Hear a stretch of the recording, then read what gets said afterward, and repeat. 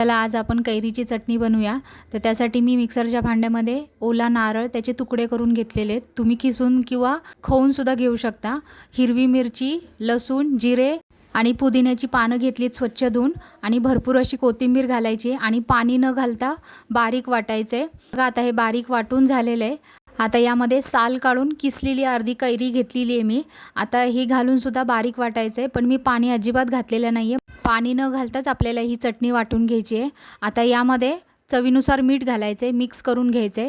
आता यावरती आपल्याला एक फोडणी घालायची आहे। तर फोडणीच्या भांड्यामध्ये मी तेल गरम करून घेतलेले आहे। यामध्ये राई, जिरे, हिंग, कढीपत्ता, कढीपत्त्याची पानं थोडी हाताने तोडून टाकायचीत म्हणजे त्याची चव छान लागते। आता हे सगळं मिक्स करून ही फोडणी चटणीवरती घालायची आहे आणि व्यवस्थित मिक्स करून घ्यायचं आहे। अगदी झटपट आणि खूप कमी वेळामध्ये आपली कैरीची चटणी तयार आहे। तर रेसिपी नक्की ट्राय करा, व्हिडिओला लाईक करा, चॅनलला सबस्क्राईब करा।